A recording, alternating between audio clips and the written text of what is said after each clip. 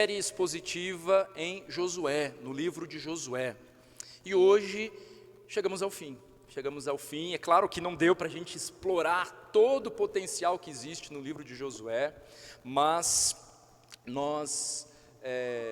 Deus nos deu a graça de chegar até aqui, perseverarmos até aqui. Convido você então a abrir sua Bíblia lá em Josué 24. Josué capítulo 24. Preste atenção, nós vamos ler a palavra de Deus, necessário que você preste atenção. Diz assim então, Josué, capítulo 24, a partir do versículo 1, diz assim: Depois reuniu Josué todas as tribos de Israel em Siquém e chamou os anciãos de Israel, os seus cabeças, os seus juízes e os seus oficiais, e eles se apresentaram diante de Deus. Então Josué disse a todo o povo: Assim diz o Senhor, Deus de Israel: Antigamente, vossos pais, Terá, pai de Abraão e de Naor, habitaram da além do Eufrates e serviram a outros deuses. Eu, porém, tomei Abraão, vosso pai, da além do rio e o fiz percorrer toda a terra de Canaã. Também lhe multipliquei a descendência e lhe dei Isaque. A Isaque dei Jacó e Esaú, e a Esaú dei em possessão as montanhas de Seir. Porém, Jacó e seus filhos desceram para o Egito. Então enviei Moisés e Arão e feri o Egito com o que fiz no meio dele, e depois vos tirei de lá. Tirando eu vossos pais do Egito, viestes ao mar. Os egípcios perseguiram vossos pais com carros e com cavaleiros até o mar Vermelho. E clamando vossos pais, o Senhor pôs escuridão entre vós e os egípcios, e trouxe o mar sobre estes, e o mar os cobriu. E os vossos olhos viram o que eu fiz no Egito. Então habitastes no deserto por muito tempo. Daí eu vos trouxe a terra dos amorreus, que habitavam da além do Jordão, os quais pelejaram contra vós outros, porém os entreguei nas vossas mãos, e possuístes a sua terra, e os destruí diante de vós. Levantou-se também o rei de Moabe, Balaque, filho de Zippor, e pelejou contra Israel. Mandou chamar Balaão, filho de Beor, para que vos amaldiçoasse. Porém eu não quis ouvir Balaão, e ele teve de vos abençoar, e assim vos livrei da sua mão. Passando vós o Jordão e vindo a Jericó, os habitantes de Jericó pelejaram contra vós outros, e também os amorreus, os ferezeus, os cananeus, os heteus, os girgazeus, os heveus e os jebuseus. Porém os entreguei nas vossas mãos. Enviei vespões adiante de vós, que os expulsaram da vossa presença, bem como os 2 reis dos amorreus. E isso não com a tua espada, nem com teu arco. Dei-vos a terra em que não trabalhastes, e cidades que não edificastes, e habitais nelas. Comeis das vinhas e dos olivais que não plantastes. Agora, pois, temei ao Senhor e servi-o com integridade e com fidelidade. Deitai fora os deuses aos quais serviram vossos pais da além do Eufrates e no Egito, e servi ao Senhor. Porém, se vos parece mal servir ao Senhor, escolhei hoje a quem sirvais, se aos deuses a quem serviram vossos pais, que estavam da além do Eufrates, ou aos deuses dos amorreus, em cuja terra habitais. Eu e a minha casa serviremos ao Senhor. Então respondeu o povo e disse: Longe de nós o abandonarmos o Senhor para servirmos a outros deuses, porque o Senhor é o nosso Deus. Ele é quem nos fez subir, a nós e a nossos pais, da terra do Egito, da casa da servidão. Quem fez estes grandes sinais aos nossos olhos e nos guardou por todo o caminho em que andamos e entre todos os povos pelo meio dos quais passamos. O Senhor expulsou diante de nós todas estas gentes, até o amorreu, morador da terra. Portanto, nós também serviremos ao Senhor, pois Ele é o nosso Deus. Então Josué disse ao povo: Não podereis servir ao Senhor, porquanto Deus é santo, Deus zeloso, que não perdoará a vossa transgressão, nem os vossos pecados. Se deixardes o Senhor e servirdes a deuses estranhos, então se voltará e vos fará mal, e vos consumirá, depois de vos ter feito bem. Então disse o povo a Josué: não, antes serviremos ao Senhor. Josué disse ao povo: sois testemunhas contra vós mesmos, de que escolhestes o Senhor para o servir. E disseram: nós o somos. Agora, pois, deitai fora os deuses estranhos que há no meio de vós, e inclinai o coração ao Senhor Deus de Israel. Disse o povo a Josué: ao Senhor nosso Deus serviremos e obedeceremos à sua voz. Assim, naquele dia, fez Josué aliança com o povo e lhe a pôs por estatuto e direito em Siquém. Josué escreveu estas palavras no livro da lei de Deus, tomou uma grande pedra e a erigiu ali, debaixo do carvalho que estava em lugar santo do Senhor. E disse Josué a todo o povo: eis que esta pedra nos será testemunha, pois ouviu todas as palavras que o Senhor nos tem dito. Portanto, será testemunha contra vós outros, para que não mintais a vosso Deus. Então Josué despediu o povo, cada um para a sua herança. Depois destas coisas, sucedeu que Josué, filho de Num, servo do Senhor, faleceu com a idade de 110 anos. Sepultaram-no na sua própria herança, em Timnat-Sera, que está na região montanhosa de Efraim, para o norte do monte Gaás. Serviu, pois, Israel ao Senhor todos os dias de Josué e todos os dias dos anciãos que ainda sobreviveram por muito tempo depois de Josué e que sabiam todas as obras feitas pelo Senhor a Israel. Os ossos de José, o José lá do Egito, que os filhos de Israel trouxeram do Egito, enterraram-nos em Siquém, naquela parte do campo que Jacó comprara aos filhos de Amor, pai de Siquém, por 100 peças de prata, e que veio a ser a herança dos filhos de José. Faleceu também Eleazar, filho de Arão, e o sepultaram em Gibeá, pertencente a Finéias, seu filho, a qual lhe fora dada na região montanhosa de Efraim. Até aqui a palavra do nosso Deus. Oremos. Senhor Jesus, obrigado pela tua palavra, porque podemos lê-la com atenção. Ela é rica, ela é a verdade, e eu clamo para que o teu Espírito Santo aplique esta palavra aos nossos corações nesta noite. Em teu nome, Jesus, que oramos. Amém e amém. Irmão, se você soubesse exatamente o dia da sua morte, que mensagem você deixaria para as pessoas que você ama? O que você apontaria como sendo de mais precioso? Qual que seria o seu conselho? Que advertências talvez você faria? As nossas últimas palavras, as ênfases que cada um de nós dará em nossas últimas palavras, se isso nos for permitido, né? Provavelmente revelarão aquilo que temos guardado de mais valioso nos nossos corações. Os capítulos 23 da semana passada e o 24 dessa semana englobam as mensagens de despedida de Josué.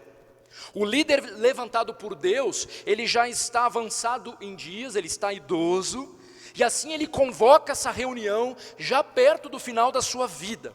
Josué, ele sentiu que ele tinha o dever de fortificar a nação em seu compromisso com um Deus vivo.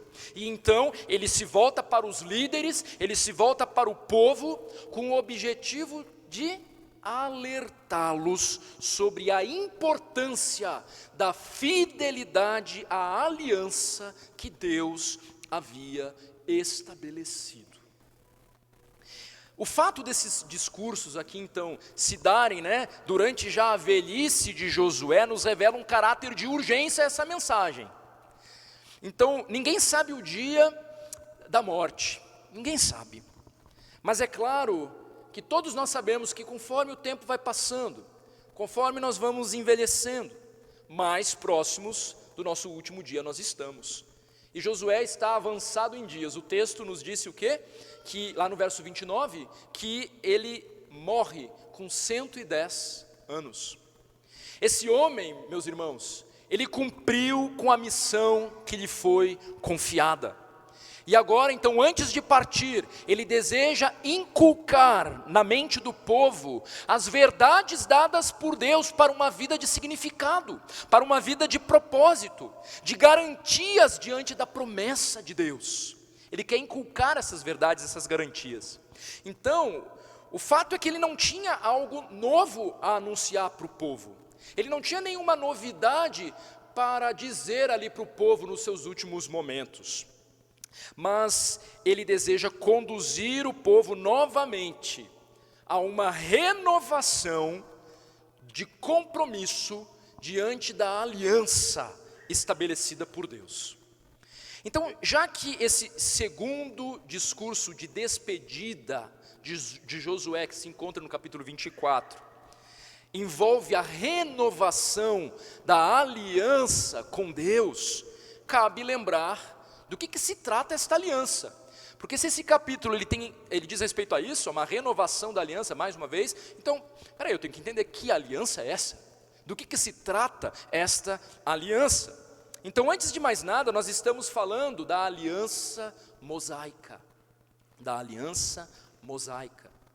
Basicamente, a aliança mosaica, ela regulamentava a vida do povo de Israel, povo da aliança, dando as condições para que esse povo desfrutasse das bênçãos da presença de Deus. Então ela foi celebrada primeiramente onde? No Sinai, com Moisés, né? Depois de terem saído também do Egito, né? 2 meses após terem saído ali do Egito. Em seguida, ainda sob a liderança de Moisés, há uma renovação dessa aliança, ainda com Moisés como líder. E aí essa aliança se dá nas planícies de Moabe, terra ali da Palestina. Alguns até vão chamar essa aliança de aliança palestiniana. Mas nós estamos, na verdade, diante do renovo da mesma aliança feita com Moisés. Mas agora, nesse momento, ainda com Moisés, é uma aplicação desses princípios, de como o povo deveria viver já ali na terra prometida. E a obediência a esta aliança, aos preceitos estabelecidos por Deus, traria paz, prosperidade e permanência na terra prometida para cada geração. E lá em Deuteronômio, capítulo 29, a gente vai ver isso. Isso é debaixo da liderança de Moisés. Instituição desta aliança no Sinai. Depois há uma renovação desta aliança, mas sob a liderança de Josué, novamente há o renovo da aliança. Primeiro há ali no Monte Ebal, logo após as vitórias, os irmãos devem lembrar de Jericó e de Ai, sobre essas cidades, lá em Josué capítulo 8, há o renovo da aliança ali pelo povo. O povo novamente é conclamado a relembrar o que tinha sido estabelecido pelo Senhor, sobre como eles deveriam viver, e quais eram as bênçãos e maldições em virtude da obediência e desobediência, conforme a obediência e desobediência. E agora aqui no capítulo 24, mais uma vez, ainda sob a liderança de Josué, nós temos a renovação da aliança mais uma vez. Então a gente poderia dizer que a gente tem 4 momentos aí relacionados a esta aliança. 2 desses momentos debaixo da liderança de Moisés e 2 desses momentos debaixo da liderança de Josué. A grande questão é que, diferente da aliança com Abraão, porque Deus faz uma aliança com Abraão, né, antes da aliança com Moisés, é que a aliança com Abraão era uma aliança incondicional, onde Deus não fez nenhuma exigência de Abraão. Inclusive lá no capítulo 15, se eu não estou enganado, de Gênesis, acontece aquele momento onde Deus, ele ali passa por cima daqueles animais cortados ao meio, é um símbolo de uma aliança. Só Deus passa por cima daqueles animais, fazendo o seu compromisso, né? Abraão não precisa, é uma aliança então com Abraão, incondicional, e esta é a grande diferença desta aliança agora com Moisés, que é uma aliança condicional, ou seja, por ser uma aliança diferente daquelas que Deus se comprometeu unilateralmente, Esse acordo condicional aqui, ele precisava da participação voluntária do povo de Israel e do seu compromisso, seu comprometimento oficial. Assim, tanto Moisés como Josué, eles agiram como mediadores dessa aliança, uma vez que praticamente a cada nova geração se fazia necessário celebrar os acordos dessa aliança condicional, especialmente porque vocês devem lembrar, o que aconteceu com a primeira geração? Ela acabou se rebelando e morrendo no deserto, não foi isso que aconteceu? Adivinha o que a nova geração teve que fazer? Ela teve que ser relembrada, né? E mais uma vez no capítulo 24 é isso que está tendo que acontecer novamente. Eu estou fazendo essa introdução aqui porque ela é importante para que você entenda o todo. O caráter condicional dessa aliança, da aliança mosaica, se dá porque os benefícios divinos estavam atrelados a certas condições que deveriam ser cumpridas por Israel. Ou seja, se o povo agisse em obediência, ele desfrutaria das bênçãos. Se ele agisse em desobediência, ele enfrentaria as maldições. E entre elas, adivinha, o próprio exílio. E tudo isso você pode ler lá em Deuteronômio capítulo 28. Eu só vou citar o verso 26, que nos traz um exemplo de maldição diante da desobediência do povo. Se vocês desobedecerem o que é estipulado na minha aliança, e aí lá em Deuteronômio 28, versículo 36, nós lemos assim: o Senhor te levará, e o teu rei que tiveres constituído sobre ti, a uma gente que não conheceste, nem tu, nem teus pais, e ali servirás a outros deuses feitos de madeira e de pedra. E é justamente o que mais tarde veio a ocorrer com Israel. Israel será levado para o exílio em 2 momentos. Depois do reino dividido, aquela história toda, porque não obedeceu ao Senhor. E aí, irmãos, então é esse primeiro diferencial dessas alianças. Basicamente eu estou dizendo que esta renovação da aliança que está acontecendo aqui no capítulo 24 é uma aliança condicional.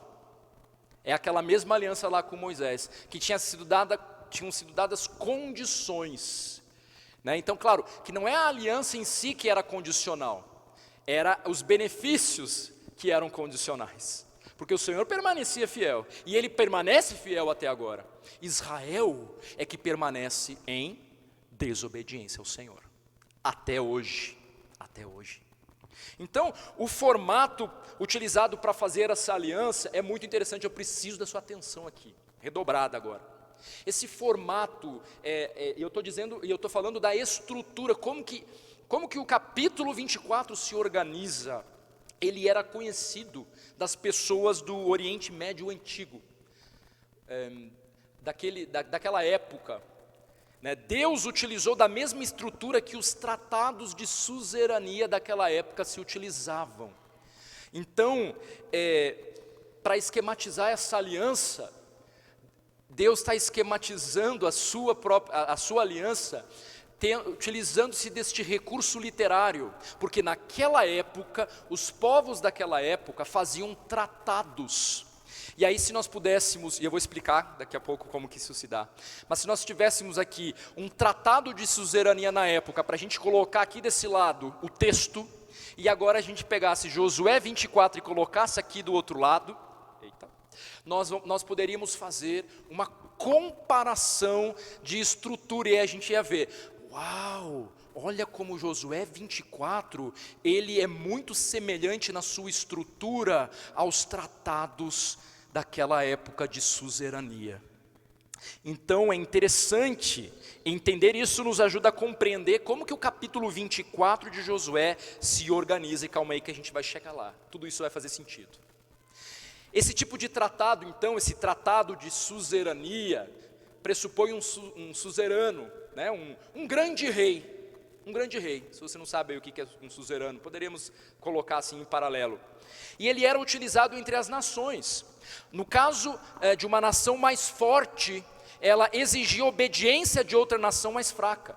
Então o mais forte, ele era o suzerano, e o mais fraco, ele era o vassalo, o escravo.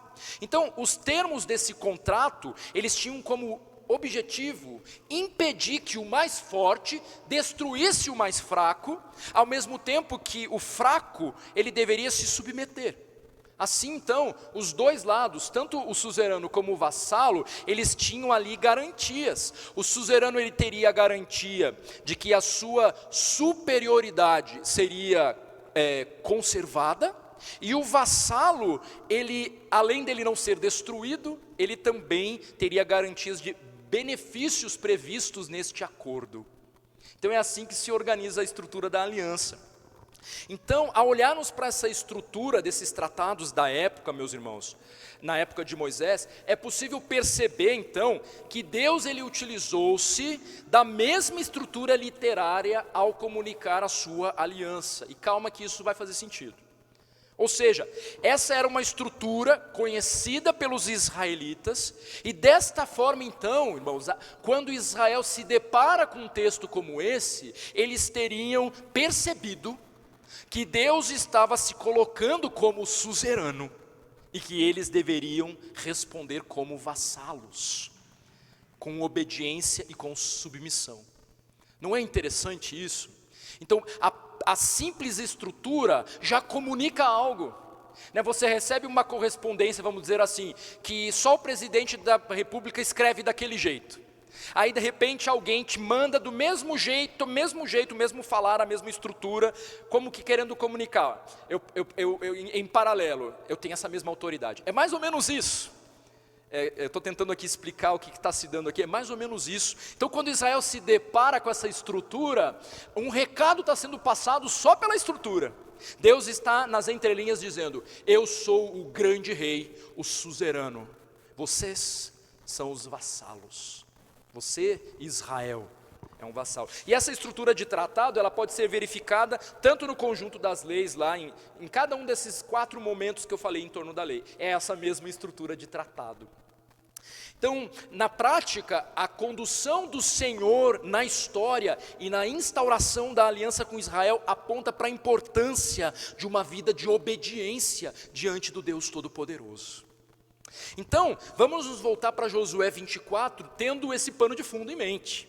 E perceber então como que o capítulo se estrutura, tendo como parâmetro a lógica dos tratados de suzerania daquela época. Eu fiz uma tabela, Glaucio, você pode botar aí e deixar aí, até o final.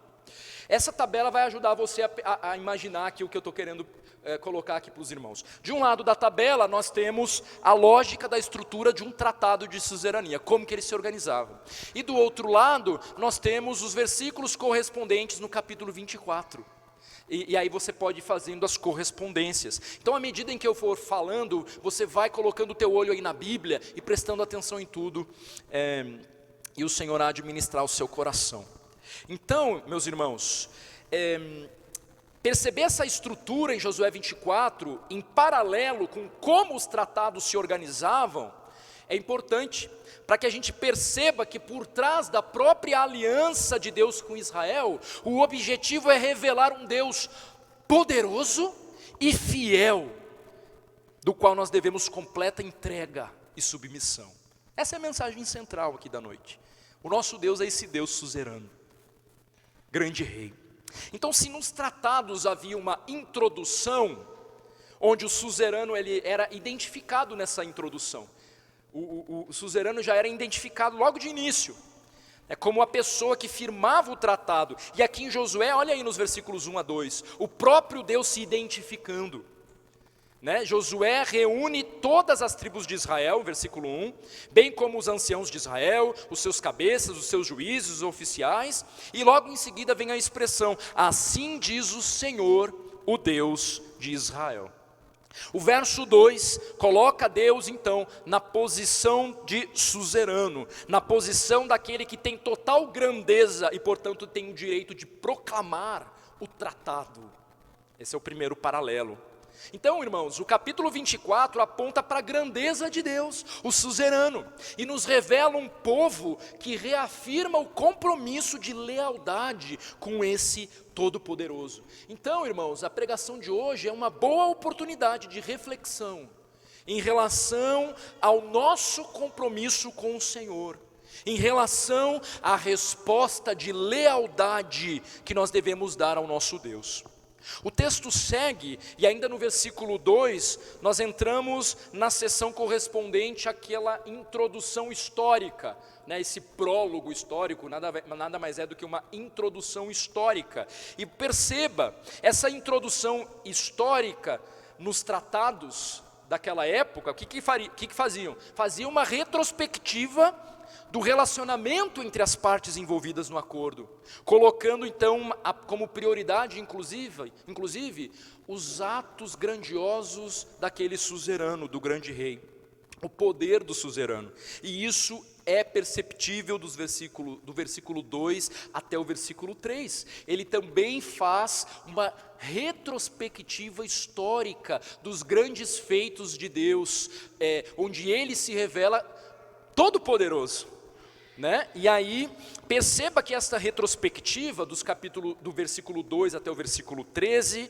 ela vai desde a chamada de Abraão, versículo 2 a 4, anda aí para a tua Bíblia. Desde a chamada de Abraão, versículo 2 a 4, passa pela libertação do Egito, versículo 5, 7, a vitória contra os amorreus, com o plano frustrado de Balaão, versos 8 e 10, e por fim a travessia do Jordão e o extermínio dos cananeus, versículos 11 a 13. Percebe a estrutura que de fato há em Josué 24, uma introdução histórica? Então, é por isso que há essa correspondência com esses tratados de suzerania aqui. Deus, ele é colocado como suzerano, especialmente porque Israel devia a sua existência a ele.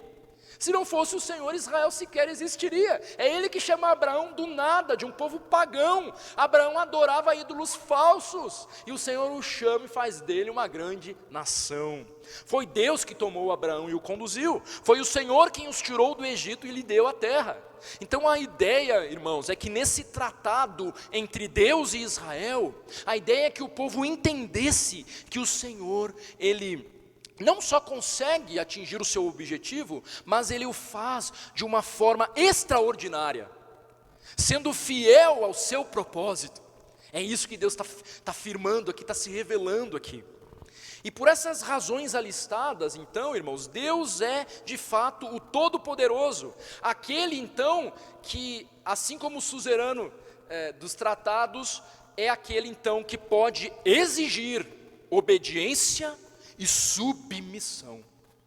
Mas além disso, Israel poderia ter certeza de que poderiam confiar em um futuro com esse Deus, porque o mesmo Deus que deu esse livramento no passado é o mesmo Deus que os preserva e que há de cumprir as suas promessas estabelecidas, sem sombra de dúvida, na sua palavra. E aí eu diria que há promessas para Israel para serem cumpridas. O nosso Deus não mente, Ele há de cumprir todas as suas promessas firmadas por Ele. Ele não mente. Ele não mente. Então, perceba que o suzerano nos tratados da antiguidade, eles ficavam falando do seu relacionamento com o vassalo, o que ele fez, como que ele livrou, como que ele preservou, ou como que ele não matou. Poderia ter te matado, mas não matei, viu? Você me deve obediência. Talvez essa era a lógica dos tratados. Da mesma forma, Deus está dizendo, olha quem eu sou. Olha o que eu fiz, vocês me devem total submissão. É assim que Deus é esse Todo-Poderoso. Perceba como essa estrutura está presente aqui nos versículos 12 a 13, essa retrospectiva histórica que relembra o Todo-Poderoso quem Ele é. E aí, irmãos, olha o versículo 12, inclusive no verso 12, nós vamos ler que o Senhor enviou vespões. Olha que coisa estranha, vespões, né? E aqui a ideia é de pavor. O Senhor enviou pavor adiante deles. E aí ele continua no versículo 12, e isso não com a tua espada, Israel, nem com o teu arco. E no versículo 13 nós lemos, deu terra em que não trabalharam, cidades em que não edificaram, vinhas e olivais que não plantaram. Então a vitória de Israel sempre se deu pela ação milagrosa de Deus, e é isso que Deus está querendo deixar muito claro aqui no texto. O lugar então do suzerano e do vassalo é então estabelecido com clareza. Deus se apresenta como o grande libertador, como o grande guerreiro e provedor. Ele é de fato o suzerano. Israel está olhando para essa estrutura e percebendo como é que Deus está se apresentando. Entender quem Deus é e o nosso lugar como criatura, irmãos, e criatura caída é fundamental. Se nós podemos ter alguma esperança de transformação e de salvação, isso se dá no reconhecimento da nossa condição caída diante de Deus. Ele é todo-poderoso, nós totalmente dependentes. Ele é todo santo, nós totalmente depravados. Ele é todo fiel, nós totalmente inconstantes. Há um contraste entre esse Deus todo-poderoso e as nossas vidas.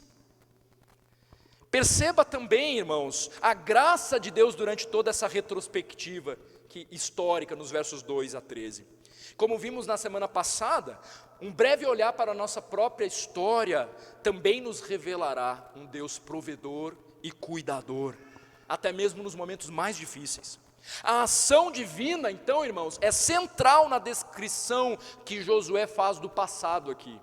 Deus está agindo na história e na nossa própria história pessoal também. O Senhor, Ele se impõe como um Deus soberano sobre toda a história. Nada foge do controle dele. Nenhuma guerra, nenhum governante neste planeta pode subir ao governo, ao trono, sem a permissão, não só a permissão, Deus o colocou lá. Porque o Senhor, ele não está como um espectador da história, Ele está tecendo a própria história, dentro do seu propósito soberano. E inclusive, tudo que é mal nesse mundo, também de alguma forma, glorifica o Senhor, à medida em que revela a sua justiça. E nesse sentido, até mesmo o inferno glorificará ao Senhor, porque a sua justiça e a sua ira plenamente estabelecida. Então o Senhor se impõe como esse Deus soberano, e nós devemos nos submeter à sua soberania. Essa é, afinal, a resposta que nós devemos dar ao Senhor. O título da nossa série, Josué, uma resposta à fidelidade de Deus. A resposta que eu e você devemos dar ao Senhor é de uma fidelidade submissa a esse Deus grandioso. Seguindo então, irmãos, a ordem dos tratados ali de suzerania, eles eram formatados, com aquela estrutura. Nós chegamos nas estipulações, que aqui em Josué 24, a gente poderia olhar para os versículos 14, 15 e o versículo 23, que diz assim: agora, pois, temei ao Senhor e servi-o com integridade e com fidelidade. Deitai fora os deuses aos quais serviram vossos pais, da além do Eufrates e no Egito, e servi ao Senhor. Porém, se vos parece mal servir ao Senhor, escolhei hoje a quem servais. Se aos deuses a quem serviram vossos pais, que estavam da além do Eufrates, ou aos deuses dos amorreus, em cuja terra habitais, eu e a minha casa serviremos ao Senhor. E no verso 23, agora, pois, deitai fora os deuses estranhos que há no meio de vós, e inclinai o coração ao Senhor, Deus de Israel. Aqui Israel está respondendo positivamente, e há as estipulações. É isso? Quer me servir? Então, deitai fora esses deuses falsos que vocês estão adorando. Há estipulações presentes aqui também.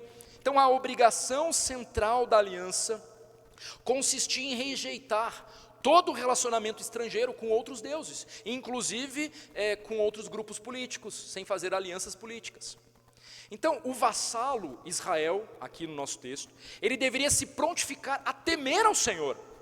A decisão por servir ao Senhor deveria ser reconhecida, então, formalmente. A renovação da aliança tinha como pressuposto que eles colocassem as suas esperanças apenas em Deus. E então a gente tem uma pergunta aqui: a quem eles seriam leais? E Josué, como mediador desta aliança, ele toma a frente, afirmando a sua decisão: eu e a minha casa serviremos ao Senhor. E como líder, ele se coloca como um exemplo, para que os demais o sigam. Agora, de qualquer forma, o pressuposto da aliança envolvia a nação como um todo. Não era coisa só de um indivíduo, era a nação como um todo.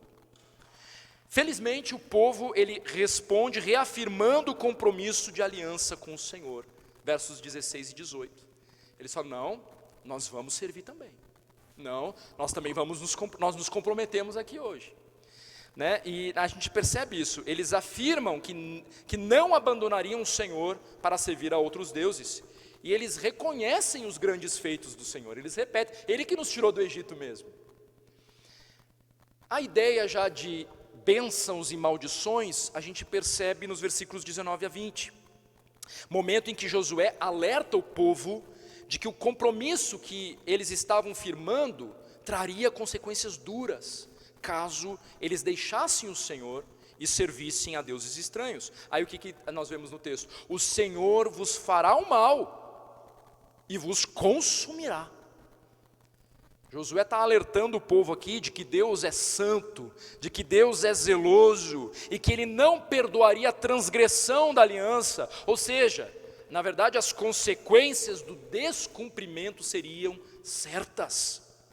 Então, irmãos, Josué deseja que o povo entenda o compromisso de lealdade no qual eles estavam se metendo ali, no qual, na verdade, eles estavam renovando. Israel, aparentemente, tinha muita facilidade em fazer promessas de lealdade. E Josué deseja que o povo entenda a seriedade do significado de pertencer ao Deus santo e zeloso. Não pode ser só palavras da boca para fora. O nosso compromisso com o Senhor Jesus carrega a mesma sublimidade, irmãos. Jesus nos ensinou que ninguém pode servir a dois senhores, e na verdade, um homem com coração dobre é inconstante em todos os seus caminhos, lá Tiago 1:8. Nós devemos entender que com o Senhor nós não podemos brincar. Nós somos, não Israel, mas somos o seu povo. Sim, a sua igreja, comprados pelo sangue de Jesus, e nós devemos viver de acordo com o que o Senhor nos ordena, nos manda.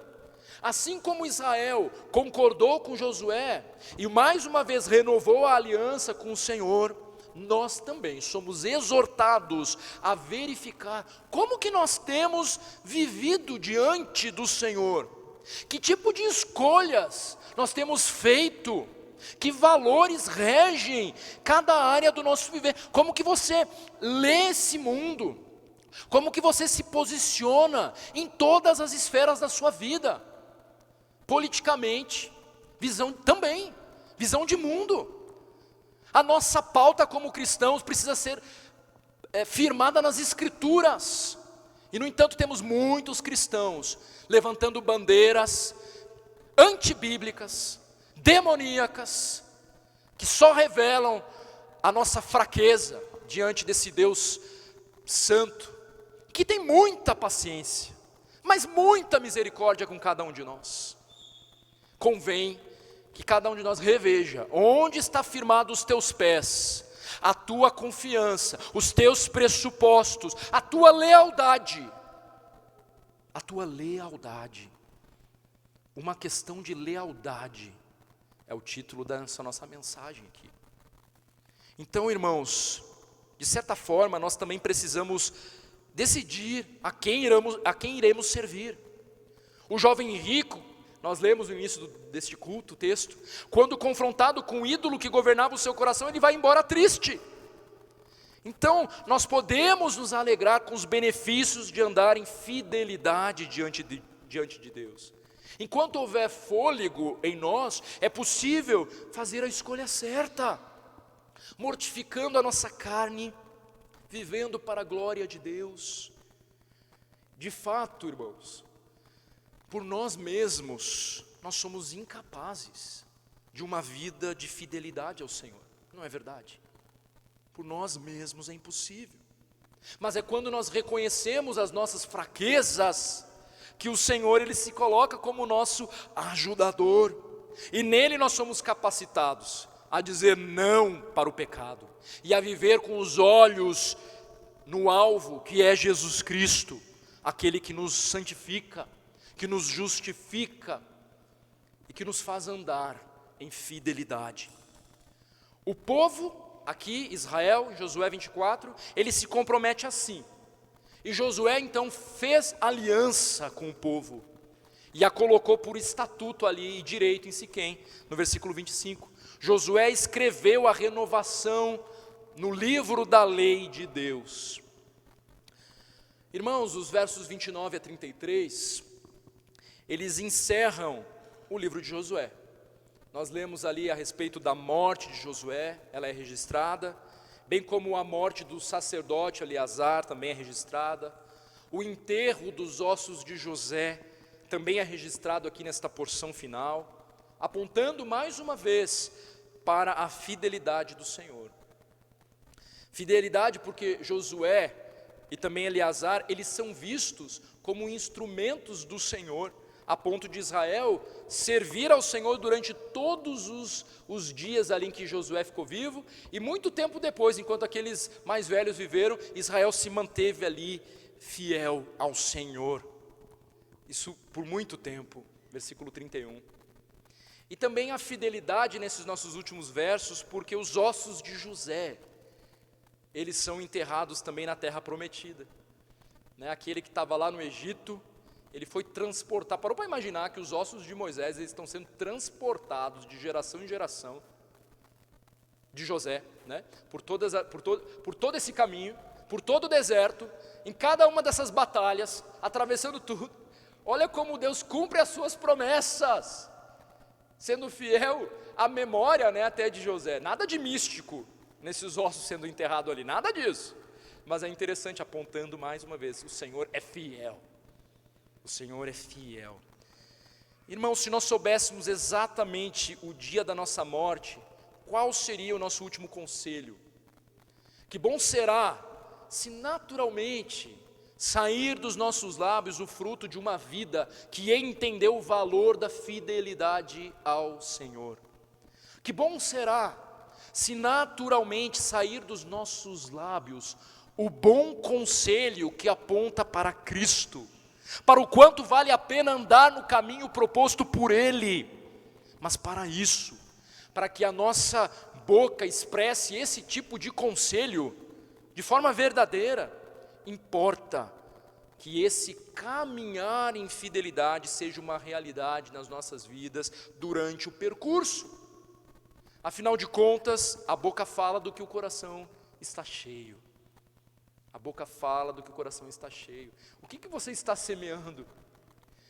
O que você está semeando hoje que poderá influenciar as tuas últimas palavras, se não o teu destino eterno? O que você tem feito com a sua vida? Você já se entregou para Jesus Cristo como teu Senhor, como teu Salvador? Nossas crianças, adolescentes, quem é Jesus Cristo? Ele é o grande Rei.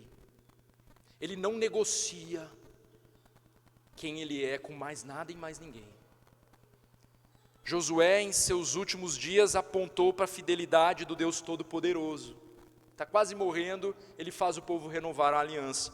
Ele apontou para a importância de se escolher o caminho que agrada ao Senhor. Ele não apenas falou, como ele se encontrou forte e corajoso até o último dia da sua vida. Ele decidiu servir ao Senhor e de fato fez com comprometimento real, sendo aquilo que o Senhor o mandou ser. E você, o que você tem feito com a sua vida?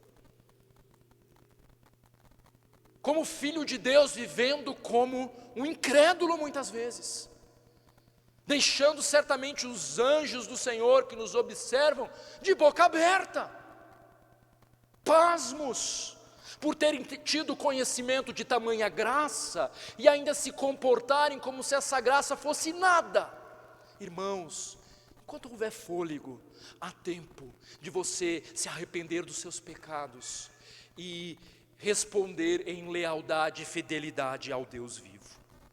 Josué decidiu servir ao Senhor. Em Cristo nós fomos comprados, nós celebramos isso hoje aqui. A nossa postura diante do Senhor deve ser de submissão, de fidelidade, e na prática é abrir a palavra de Deus, ler o que está aqui contido, ordenado pelo nosso Senhor, e seguir, e obedecer, com os olhos, ainda que tropeçando, caindo, levantando. Esse é o percurso da vida, é assim mesmo, nesse mundo caindo, mas com os olhos no Senhor, mostrando fidelidade à palavra de Deus. Hoje nós concluímos um ano de leitura coletiva aqui, da Bíblia toda. Você se propôs a ler algum capítulo, algum versículo? Que lugar essa palavra tem na sua vida? É isso que você precisa responder, não para mim.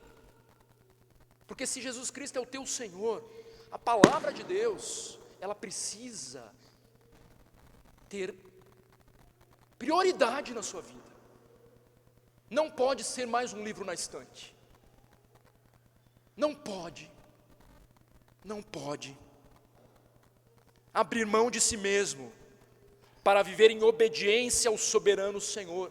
Não é fácil, meus irmãos, você sabe disso muito bem, eu também sei. Não é fácil, mas viver em obediência ao Senhor é o que Ele nos pede. Para aqueles que já se renderam ao senhorio de Cristo, esses encontram satisfação em servi-lo, mesmo que de forma resoluta, mesmo que tendo que perseverar, sofrendo. É um caminho árduo, é andar na contramão desse mundo. Então, decida hoje viver com os olhos na eternidade. Enquanto houver fôlego de vida em você, sempre é tempo de se entregar ao senhorio de Cristo Jesus. Faça isso hoje. Talvez você não tenha se encontrado com Cristo, não tenha se arrependido de fato. Faça isso hoje, enquanto é tempo. Talvez você já tenha feito isso, assim como eu fiz lá com meus 18 anos, mas você precisa renovar o teu comprometimento com o Senhor. E o Senhor é fiel e justo para perdoar aqueles que com o coração quebrantado e contristo se achegam a Ele. Então peça perdão ao Senhor. É possível viver uma vida digna da vocação que o Senhor nos chamou. Amém, meus irmãos? Vamos nos colocar em pé, vamos orar. Já convido a equipe de louvor a vir aqui à frente.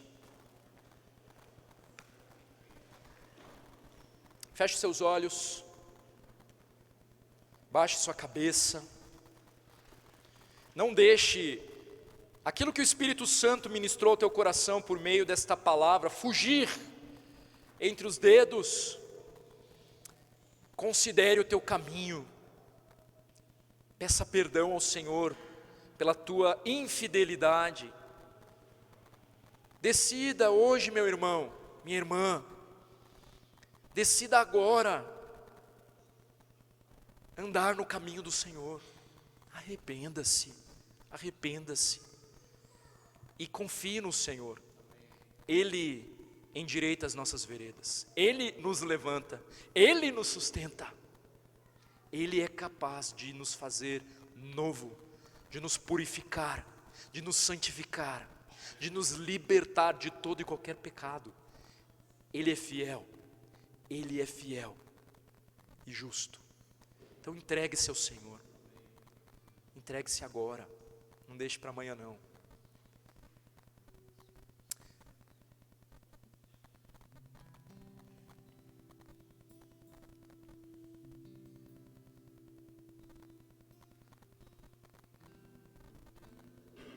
Senhor Jesus, como a tua igreja aqui reunida, nós queremos primeiro agradecer pela tua palavra, que nos revela quem o Senhor é, não nos deixou perdidos, tateando no escuro.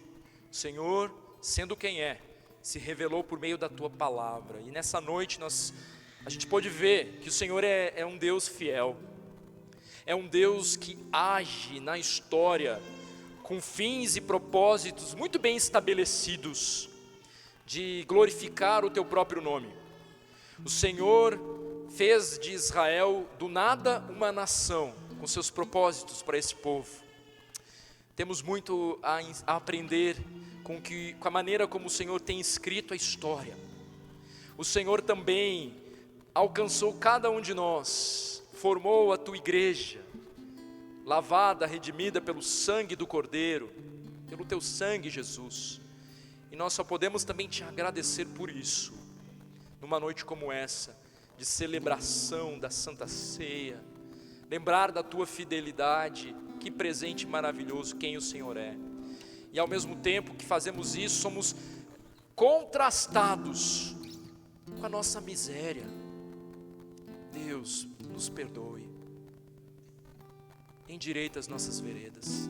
Se há alguém aqui que ainda não te conhece e que precisa tomar uma decisão consciente por ti, Senhor Jesus, reconhecendo o seu pecado, reconhecendo que merece o inferno por causa do seu pecado, eu clamo para que o teu Espírito convença essa pessoa, convença nesse exato momento, que ela possa se render aos teus pés, reconhecendo que tu, Jesus, é o caminho, a verdade, a vida, e que ninguém vai até o Pai a não ser por ti. Que haja esse reconhecimento no coração. Não há outro caminho a não ser tu, Senhor Jesus. E aos meus irmãos cansados, a cada um de nós na luta contra o pecado, eu peço, Deus, que o Senhor afague, que o Senhor renove as forças daqueles que nessa noite estão colocados diante de ti, quebrantados e contritos. E para aqueles que ainda insistem em permanecer no próprio erro, por misericórdia, eu clamo por tua disciplina, porque um pai que ama não deixa um filho sem disciplina. E assim eu oro, Senhor, tem misericórdia de nós. Cada um aqui está orando no seu íntimo. Ó Deus, o Senhor que vê cada coração, vá agora ali, ministra, Pai, como só o Senhor pode fazer por meio do teu Espírito Santo. A ti toda a honra e glória. Nos achegamos em oração em nome de Cristo Jesus. Amém e amém.